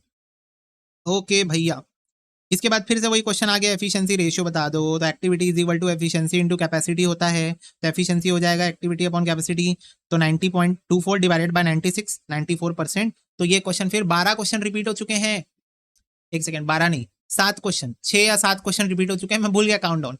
6-7 क्वेश्चन रिपीट हो चुके हैं। ओके, हाँ, अगर ब्रेक इवन पॉइंट बच्चों कम है और एंगल ऑफ इंसिडेंस छोटा है, तो इसका मतलब क्या है?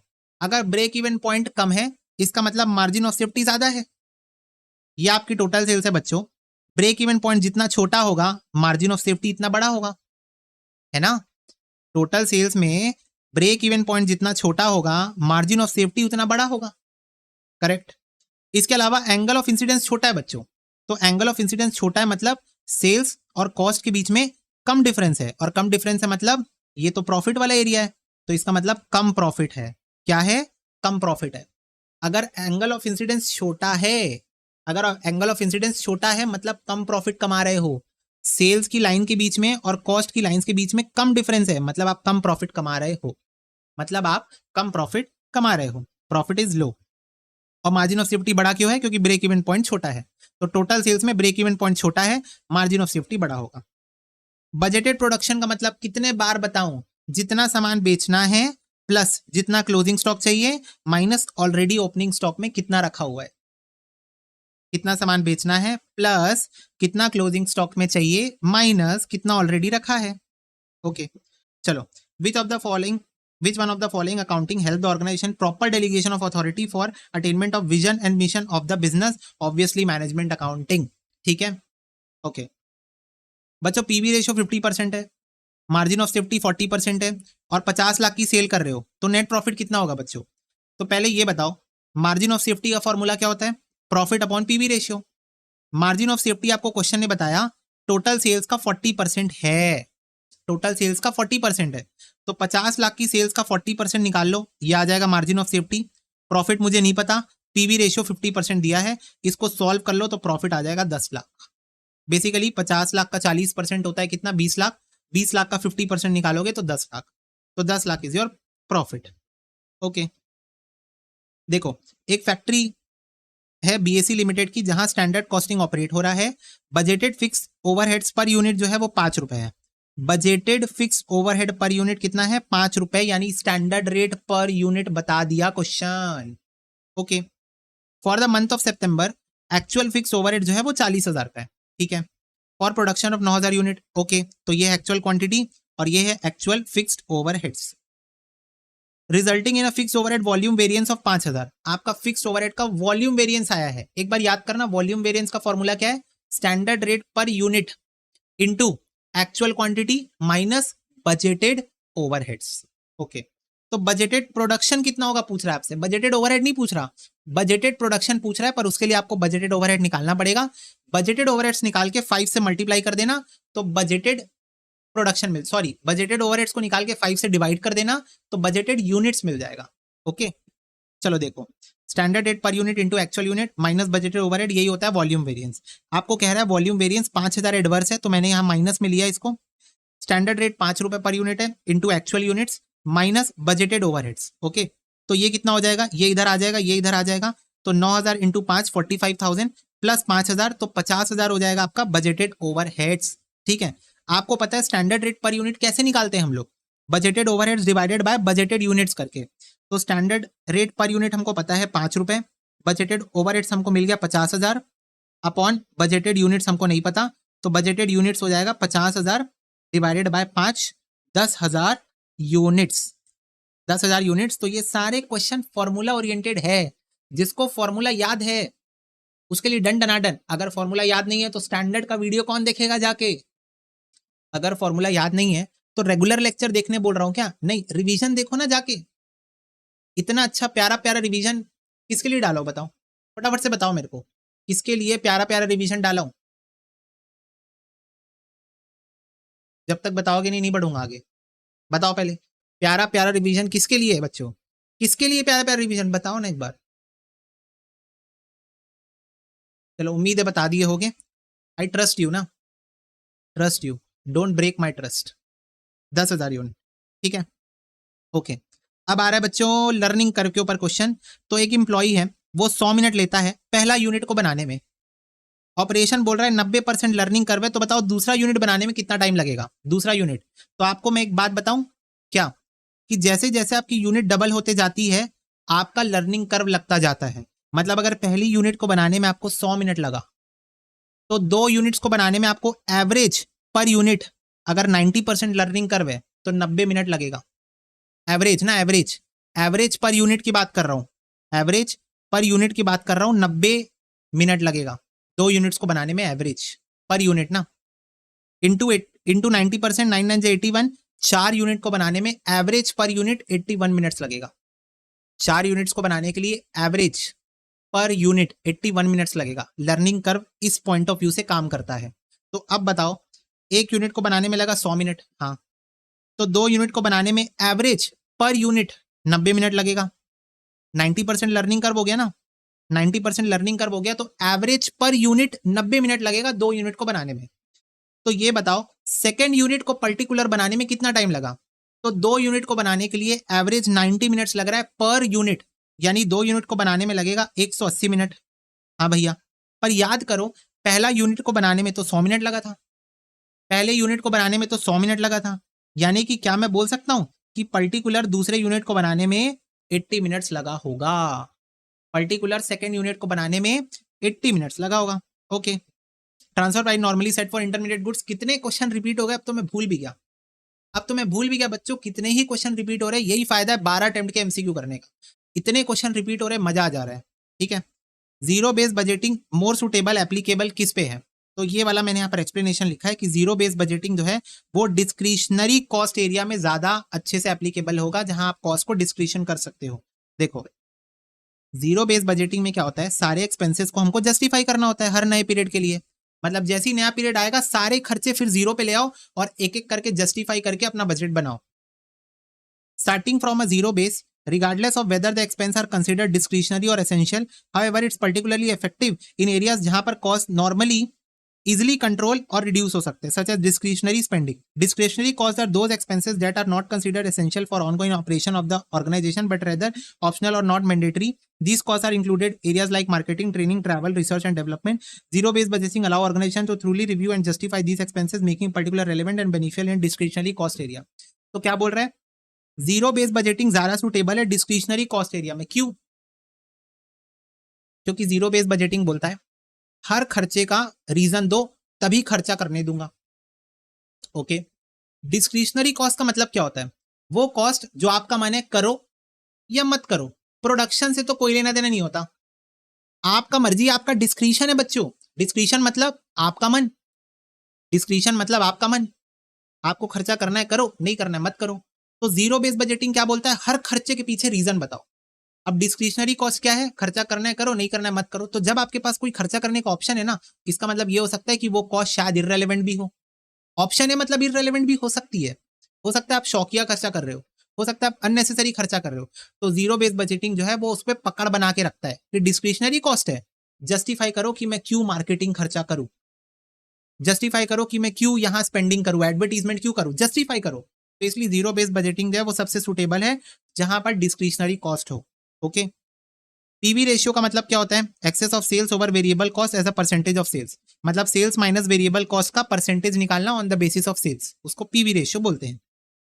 Okay, A limited produce 500 units of product in 7500 घंटे अगेन स्टैंडर्ड और ऑफ 8000 घंटे। तो बोल रहा है कि हम 500 यूनिट बनाते हैं, 7500 हमारा एक्चुअल आ रहा है और 8000 हमारा स्टैंडर्ड आ रहा है फॉर एक्चुअल प्रोडक्शन। अगर स्टैंडर्ड रेट पर आर 75 है तो लेबर एफिशिएंसी वेरिएंस बताओ। तो लेबर एफिशिएंसी वेरिएंस का फॉर्मूला क्या है? Standard hour for actual production minus actual hour into standard rate. तो standard hour for actual production minus actual hour into standard rate 37,500 favourable. Done. Divisional manager prepare करेगा dash without reference to past budget और achievement, zero based budgeting, जहां हम past budgets को नहीं देखते, zero से start करते हैं।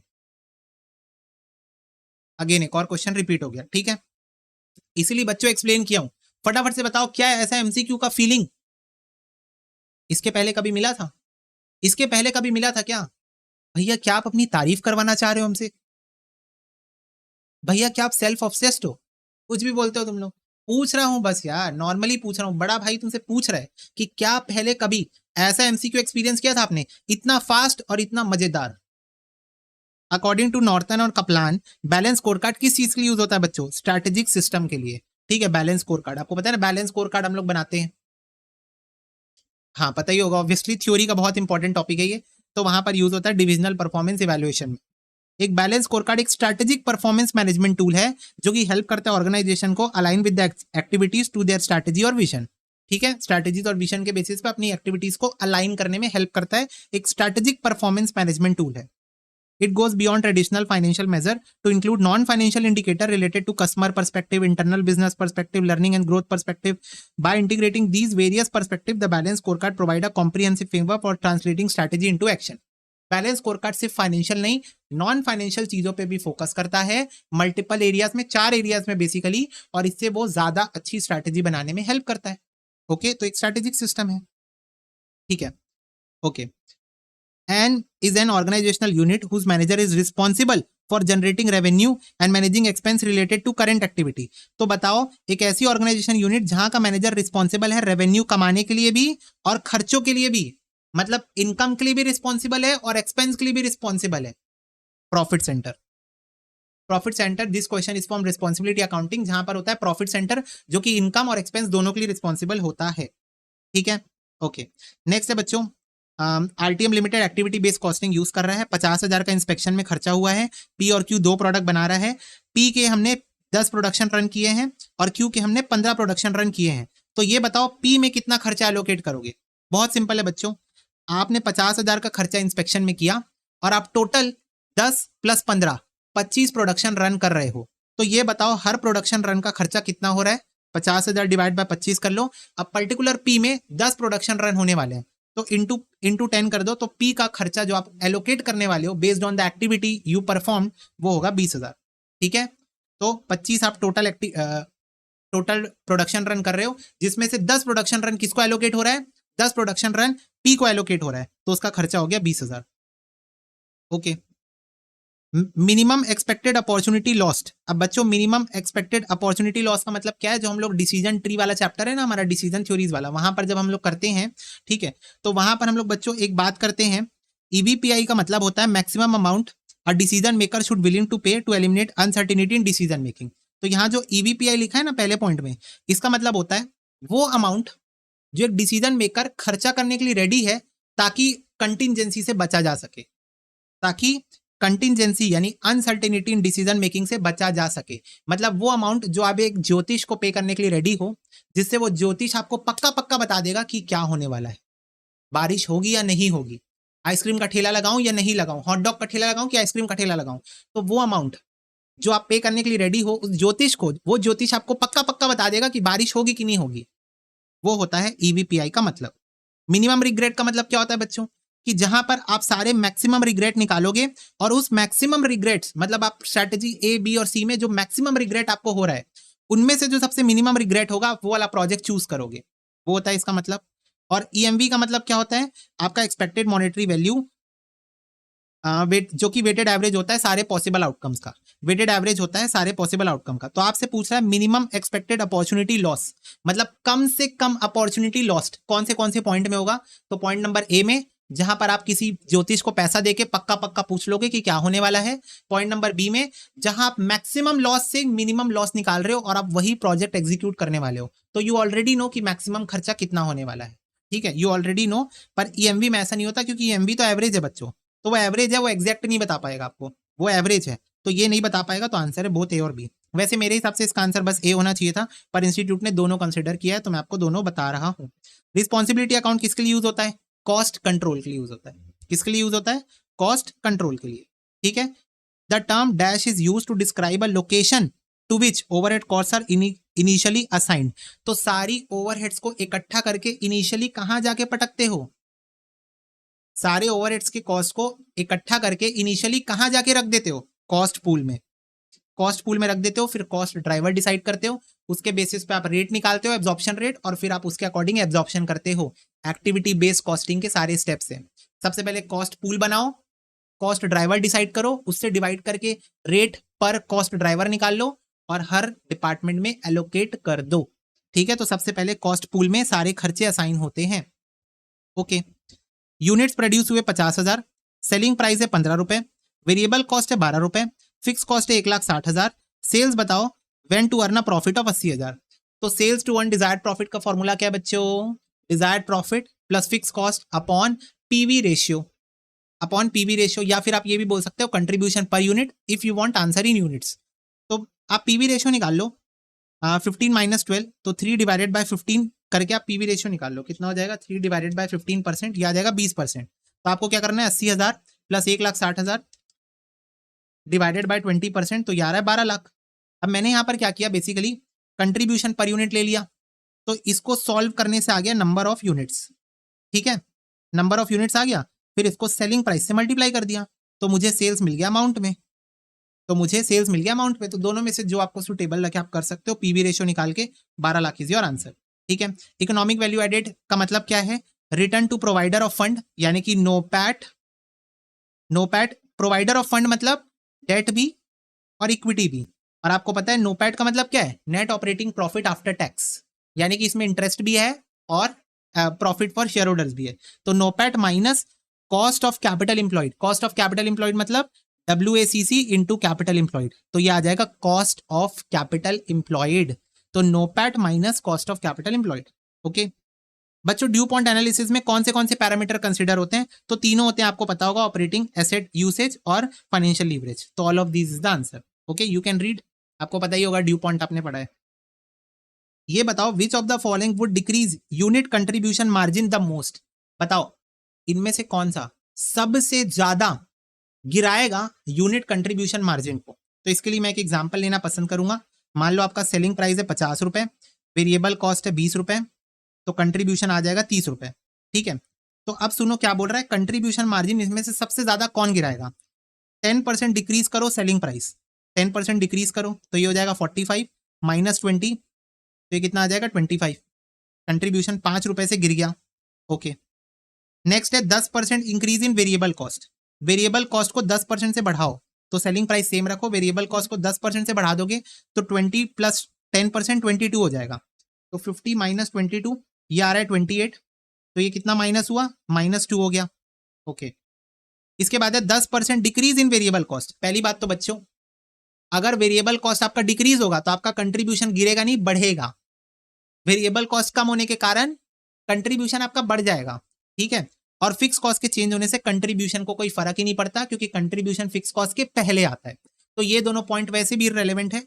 तो अब बताओ, आपसे पूछ रहा था इनमें से कौन सा ऑप्शन डिक्रीज करेगा यूनिट कंट्रीब्यूशन मार्जिन को सबसे ज्यादा? सबसे ज्यादा तो बताओ, 10% सेल्स कम कर रहे हो तो -5 हो रहा है, 10% वेरिएबल कॉस्ट बढ़ा रहे हो तो -2 हो रहा है। बताओ सबसे ज्यादा कंट्रीब्यूशन किस में गिरा?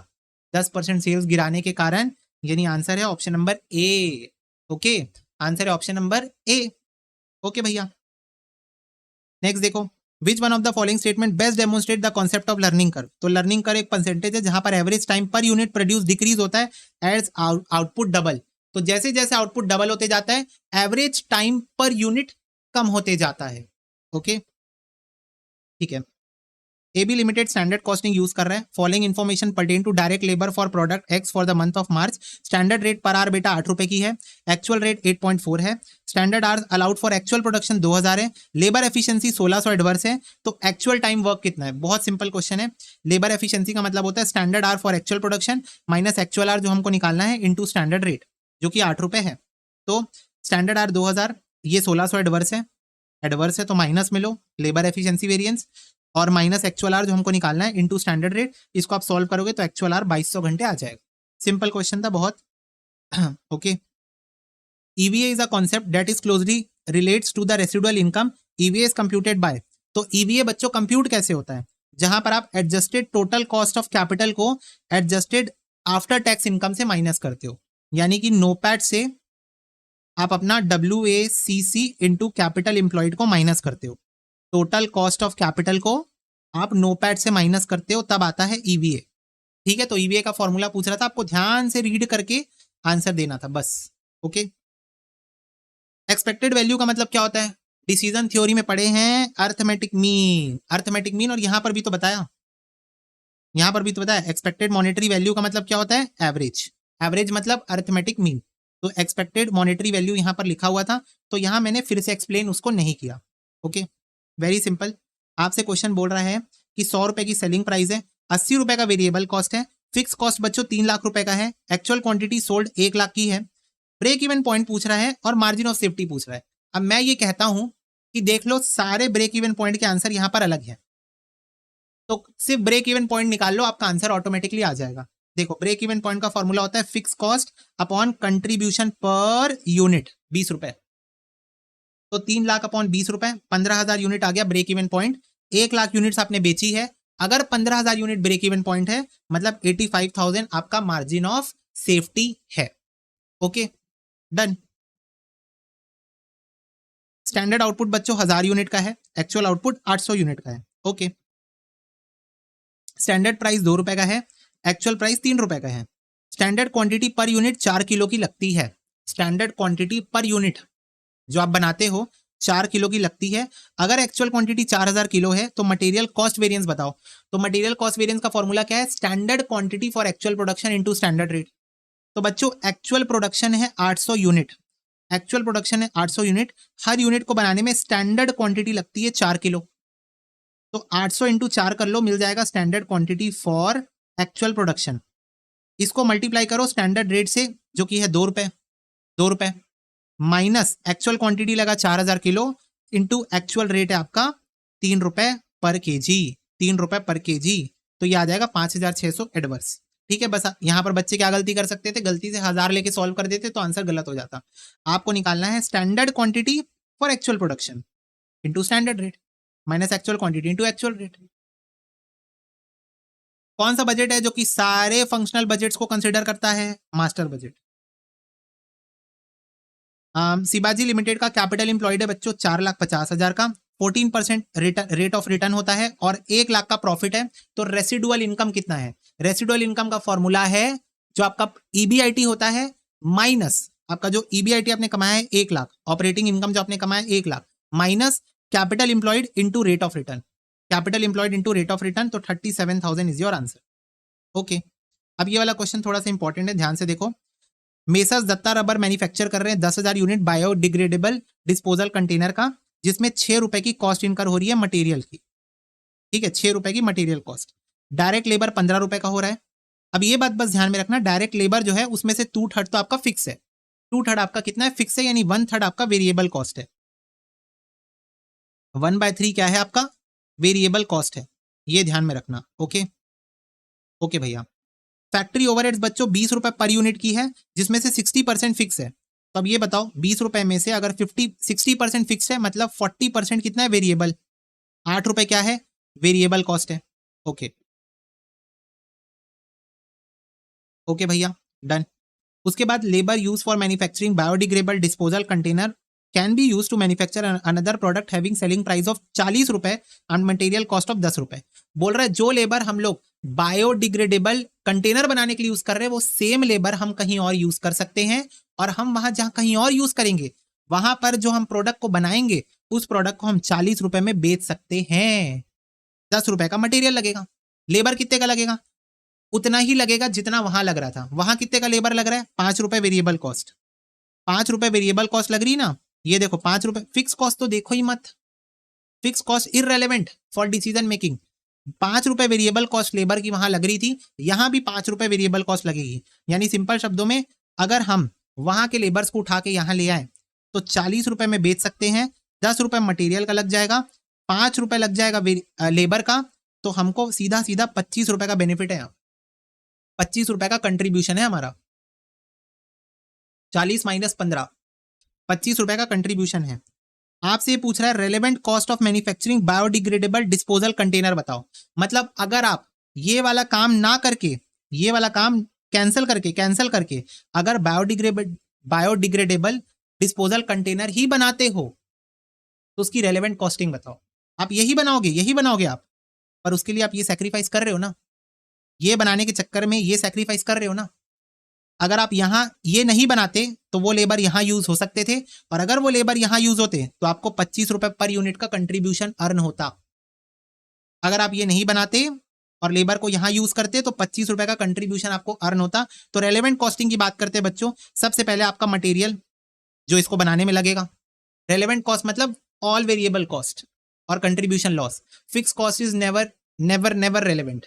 ठीक है, फिक्स कॉस्ट रेलेवेंट नहीं होती है जब तक वो चेंज ना हो रही हो, तब तक वो कभी रेलेवेंट नहीं होती। तो ₹6 जो मटेरियल लगेगा रेलेवेंट है ऑब्वियसली। ₹5 का जो वेरिएबल पोर्शन है लेबर का वो भी रेलेवेंट है। आपका ₹20 का 60% फिक्स है, यानी 40% जो वेरिएबल पोर्शन है वो भी रेलेवेंट है। ₹20 का 40% रेलेवेंट है। प्लस जो आप ₹25 का कंट्रीब्यूशन लॉस्ट कर रहे हो, ये बनाने के चक्कर में ये नहीं बना रहे हो और कंट्रीब्यूशन लॉस कर रहे हो, ₹40 माइनस ₹10 माइनस ₹5 जो आप कंट्रीब्यूशन लॉस कर रहे हो, वो भी आपके लिए रेलेवेंट है फॉर डिसीजन मेकिंग। तो this is your relevant cost 44। ठीक है, थोड़ा टेक्निकल क्वेश्चन था, थोड़ा ध्यान से सॉल्व करना था। Relevant cost of manufacturing biodegradable container, तो इसका मतलब अगर आप बायोडिग्रेडेबल बना रहे हो तो पहले तो इसको बनाने की वेरिएबल कॉस्ट ही निकाल लो। इसको बनाने की वेरिएबल कॉस्ट क्या क्या है? मटेरियल है, लेबर है और आपका ओवरहेड्स है। ये तीन चीज इसको बनाने की वेरिएबल कॉस्ट है, और variable cost is relevant cost. ठीक है, variable cost is relevant cost plus जितना आपका कंट्रीब्यूशन लॉस्ट हो रहा है, प्लस जितना आपका कंट्रीब्यूशन लॉस्ट हो रहा है। Okay, this is your relevant cost. Fix cost is relevant cost if it is discretionary. मेरे को बताओ फिक्स कॉस्ट रेलेवेंट कब होगी बच्चों? जब वो चेंज होने लायक होगी। और डिस्क्रिशनरी कॉस्ट मतलब आपका मन, आपको खर्चा करना है करो, नहीं करना है मत करो। तो बताओ, अगर आपकी फिक्स कॉस्ट ऐसी है जिसको आप कंट्रोल कर सकते हो, खर्चा करने का मन है तो करो, नहीं करना है तो मत करो, मतलब आपकी फिक्स कॉस्ट ऐसी कॉस्ट है जिसको आप कंट्रोल कर सकते हो, तो वो रेलेवेंट होगी कि नहीं होगी? बताओ। हो जाएगी, हो जाएगी ना, क्योंकि आप कंट्रोल कर सकते हो।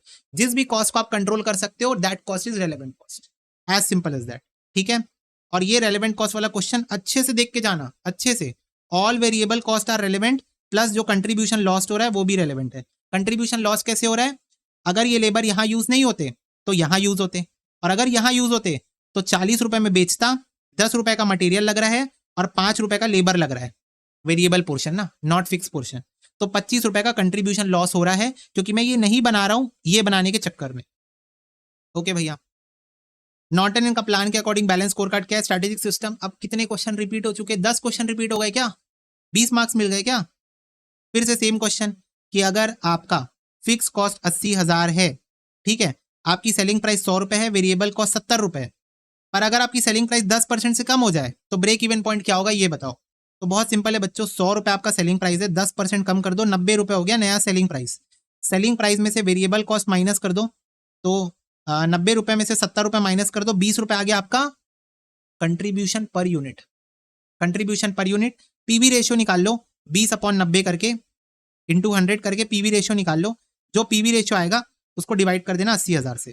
ठीक है, पीवी रेशियो आ रहा है 22.22, 80,000 से डिवाइड कर दो तो ये आ रहा है आपका 3,60,000। 3,60,000 is your break even point, as simple as that. ठीक है, इसका कोई काम नहीं था क्वेश्चन में, इसका कोई काम नहीं था क्वेश्चन में। लास्ट 2 क्वेश्चन बच्चों, messrs Agartala plastic private limited provide you the following information packaging division. Fix asset 10 lakh का है, करंट एसेट 10 लाख का है, तो ये हो गया कैपिटल एम्प्लॉयड। 10 लाख हमने फिक्स एसेट में लगा के रखा है, 10 लाख हमने करंट एसेट में लगा के रखा है। एनुअल फिक्स कॉस्ट है बच्चों 16 लाख की, वेरिएबल कॉस्ट है ₹10 का, और बजटेड वॉल्यूम पर ईयर है 8 लाख का। रिटर्न ऑन इन्वेस्टमेंट 18% का है, तो ट्रांसफर प्राइस क्या होना चाहिए ये बताओ। अगर हमको 18% कमाना है तो what should be the transfer price? तो ट्रांसफर प्राइस हमारा होना चाहिए बच्चों, अब क्या बोल रहा है, रिटर्न ऑन कैपिटल एम्प्लॉयड के बेसिस पे निकालने बोल रहा है। इसका मतलब ये टोटल कॉस्ट प्लस मार्कअप वाला फॉर्मूला यूज करना पड़ेगा, राइट। कैपिटल इंप्लॉयड में रिटर्न निकालने बोल रहा है, मतलब total cost plus markup use करना पड़ेगा। टोटल कॉस्ट मतलब वेरिएबल कॉस्ट तो ले ही लो, वेरिएबल कॉस्ट तो ले ही लो, प्लस जितना फिक्स कॉस्ट खर्चा कर रहे हो, जितना फिक्स कॉस्ट खर्चा कर रहे हो वो भी ले लो और डिवाइड कर दो। कितने यूनिट से रिकवर करना है आपको फिक्स कॉस्ट को? फिक्स कॉस्ट को आपको कितने यूनिट्स बेच के रिकवर करना है? 8 lakh units. 8 lakh units plus कितना प्रॉफिट कमाना है? कैपिटल इंप्लॉयड 20 लाख है, उसका 18% डिवाइडेड बाय ये पैसा आपको कितने यूनिट्स बेच के रिकवर करना है? 8 लाख यूनिट्स। 8 लाख यूनिट्स बेच के रिकवर करना है, तो ये आ जाएगा आपका transfer price on the basis of full cost plus markup. भैया कहां लिखा है क्वेश्चन में? बेटा बताया था ना कि अगर कैपिटल इंप्लॉयड पे रिटर्न वाला पॉइंट अगर आ जाए क्वेश्चन में तो समझ जाना फुल कॉस्ट प्लस मार्कअप का क्वेश्चन है वो। तो फुल कॉस्ट मतलब आपकी वेरिएबल कॉस्ट प्लस जितना आपका फिक्स कॉस्ट हो रहा है वो भी आपको रिकवर करना है 8 लाख यूनिट्स बेच के, क्वेश्चन में गिवन है, प्लस जितना आपने कैपिटल इंप्लॉयड किया है उस पर भी आपको 18% प्रॉफिट कमाना है 8 लाख यूनिट्स को बेचकर। तो ये आएगा आपका ट्रांसफर प्राइस 12.45। 20 लाख का 18% divided by 8 lakh, 16 lakh divide by 8 lakh plus 10 rupees अलग से। ये पर यूनिट ही दिया हुआ है ना, ये पर यूनिट नहीं दिया रहता इसलिए इसको डिवाइड करके निकालना पड़ता है पर यूनिट, ये पर यूनिट ही दिया हुआ है 12.45। फाइनली बच्चों मार्जिनल कॉस्टिंग में हम ओपनिंग और क्लोजिंग स्टॉक को किस पे वैल्यू करते हैं? वेरिएबल कॉस्ट पे, वेरिएबल कॉस्ट पे वैल्यू करते हैं। और इसी के साथ आपका फ्रॉम 2016 सिलेबस और 22 syllabus all MCQs till now completed है। मैनेजमेंट अकाउंटिंग के सारे एमसीक्यू हमने कर लिए 2016 सिलेबस और 22 सिलेबस, यानी पिछले 12 अटेम्प्ट के सारे एमसीक्यू हमने सॉल्व कर लिए मात्र 1 घंटा 20 मिनट में, 21 मिनट में टू बी वेरी स्पेसिफिक। 1 घंटा 21 मिनट बच्चों, दिस इज द एफिशिएंसी जो एग्जाम टाइम में रिक्वायर्ड है। अगर आप ये वीडियो 2x में देख रहे थे, हार्डली 30-40 मिनट्स में आपने बेटा 91 क्वेश्चन सॉल्व कर लिया। अब इसमें से आपको बहुत सारे क्वेश्चन करके कॉन्फिडेंस आया होगा, आइडिया मिला होगा कि कैसे क्वेश्चन एग्जाम में आ सकते हैं, प्लस कुछ क्वेश्चन रिपीट होंगे, वो भी आपको मार्क्स देके जाएंगे। ओके बच्चों, तो बस आज की क्लास में इतना ही, मिलते हैं अगले सेशन में, तब तक के लिए God bless you, take care and bye bye.